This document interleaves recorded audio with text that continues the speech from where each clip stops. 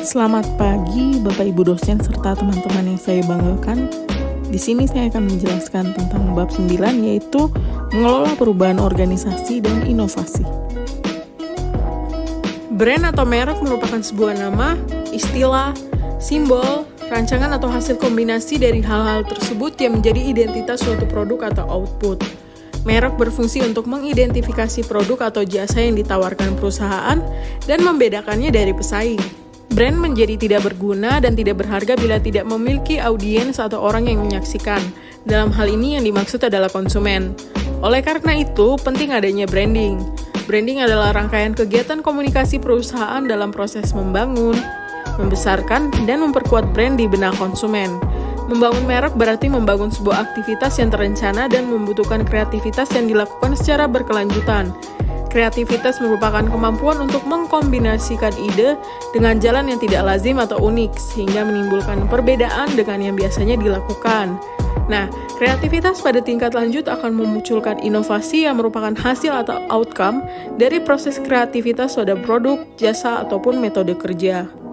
Branding sebagai strategi perusahaan dalam hal pemasaran dapat menjadi faktor internal yang mendorong dilakukannya perubahan dalam suatu perusahaan. Perubahan akibat faktor ini cenderung terjadi secara terencana karena perubahan dirancang dan diimplementasikan secara berurutan dan tepat waktu sebagai antisipasi di masa depan. Selain itu, kegiatan branding juga harus mempertimbangkan pangsa pasar sehingga mengisyaratkan akan terjadi perubahan pada perusahaan akibat faktor eksternal.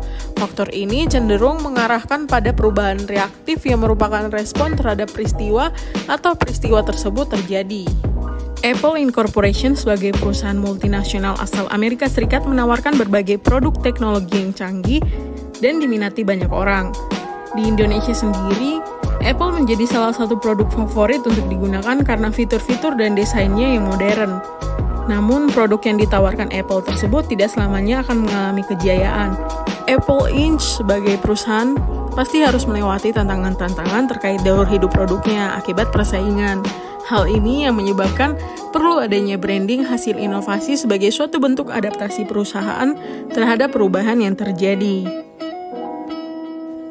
Perubahan yang terjadi di dalam organisasi akan selalu ditemui atau tercipta dan tidak dapat dihilangkan.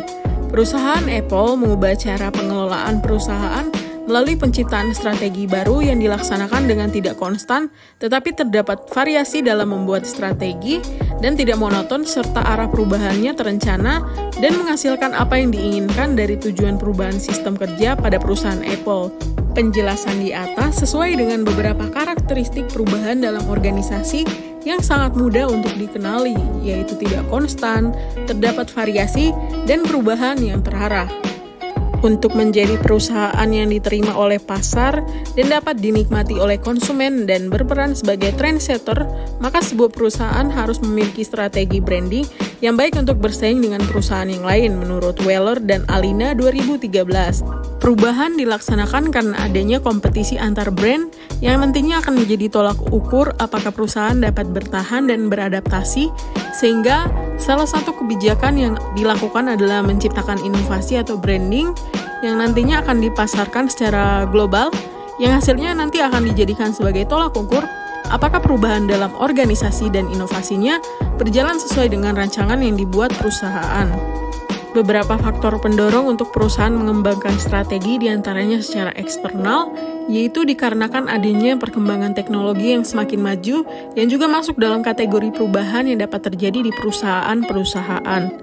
Contohnya, Apple Inc. mengeluarkan produk Apple Watch yang memudahkan penggunanya dalam beraktivitas sehari-hari dengan fitur-fitur yang memadai dalam bentuk jam tangan, sehingga menimbulkan lonjakan permintaan pasar atau market terhadap Apple Watch yang dirilis oleh Apple Inc. atau dikenal dengan istilah pangsa pasar, walaupun banyak brand lain yang juga membuat produk yang sama seperti Apple Watch. Berdasarkan piramida Maslow, profil pengguna dari Apple adalah orang-orang yang memiliki kebutuhan akan self-actualization, esteem, serta belonging and love. Oleh karena itu, Apple menciptakan pendekatan-pendekatan yang dapat memuaskan kebutuhan sekaligus menciptakan sebuah positioning sebagai brand premium. Dengan positioning yang seperti itu, Apple secara tidak langsung ingin mengatakan bahwa hanya orang-orang tertentu yang bisa memiliki produknya. Hal itu otomatis menimbulkan kebanggaan tersendiri dan membangun rasa percaya diri dari para penggunanya. Sejak awal berdiri di tahun 1977, Apple Inc. memiliki 3 filosofi yang digunakan sebagai pegangan mereka untuk bertindak hingga sekarang, yaitu yang pertama ada empati atau berusaha mengerti kebutuhan customer lebih baik dari perusahaan lain. Yang kedua ada fokus, untuk berhasil maka harus fokus terhadap hal-hal yang akan dilakukan dan melepas hal-hal lainnya. Dan yang ketiga adalah input. Masyarakat tetap akan menilai buku berdasarkan sampulnya. Meski memiliki produk dengan kualitas terbaik, software yang paling berguna, tapi memiliki tampilan yang buruk, pasti akan dinilai dengan buruk. Namun, bila direpresentasikan dengan kreatif dan profesional, pasti akan diterima dengan baik. Oleh karena itu, Apple Inc. menjadikan customer sebagai poin utama dalam pengambilan keputusan. Oleh karena itu, mereka membangun tim yang mampu berempati dan melihat dari perspektif konsumen. Steve Jobs sebagai pendiri Apple Inc. menuntut agar semua produk yang dibuat harus mengutamakan pada antarmuka dan pengalaman yang memudahkan pengguna. Oleh karena itu, selalu dilakukan pengetesan kebergunaan atau participatory design untuk bisa lebih memahami kebutuhan dan kesulitan yang dialami mereka. Itulah yang menyebabkan Apple mempergunakan I atau saya secara konsisten pada tiap produknya seperti iPhone, iPad, iMac, dan lainnya untuk menciptakan personalisasi dari pemilik dan juga berfungsi untuk memudahkan dan membedakan produk Apple dengan yang lain dan membuat orang mengenal keunikan merek Apple Inc. Apple memilih untuk berinovasi dengan cara menemukan cara yang lebih baik untuk melakukan sesuatu. Contohnya seperti iPod yang merupakan inovasi dari MP3 player, iPhone adalah inovasi dari telepon seluler, begitu pula dengan iPad. Sebagaimana disampaikan oleh Jonathan Ive, sebagai salah satu desainer dari Apple, bahwa sasaran dari Apple sebenarnya sangat sederhana, yaitu mendesain dan membuat produk lebih baik.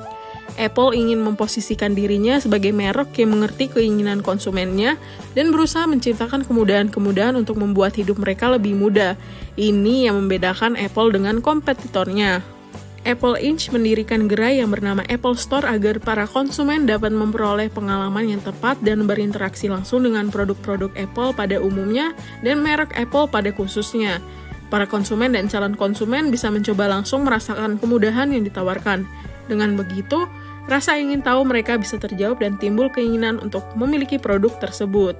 Karena behavioral dari konsumen Apple adalah orang-orang yang mengedepankan kecepatan layanan dan efisien, Apple juga menyediakan tenaga penjualan yang dilatih secara khusus untuk bisa membantu para pengunjung memperoleh pengalaman dalam berinteraksi secara maksimal dengan produk Apple. Tenaga penjualan ini tidak hanya bertugas menjual, tetapi juga harus memiliki pengetahuan tentang produk dengan baik, bahkan mampu memberikan rekomendasi untuk menyelesaikan problem-problem teknis yang dialami oleh konsumen terhadap suatu produk melalui Genius Bar yang ada di setiap Apple Store, sehingga para konsumen bisa merasa terbantu dan dimengerti. Semua pengalaman inilah yang akhirnya secara tidak langsung mendorong calon konsumen untuk memutuskan membeli produk Apple Inc. Selain merancang untuk memberikan pengalaman fisik terhadap para konsumen serta calon konsumennya melalui Apple Store, Apple juga menyediakan sebuah media elektronik bernama iTunes. Di sana mereka bisa mencari aplikasi, berlangganan video, berita, serta musik sesuai dengan selera mereka.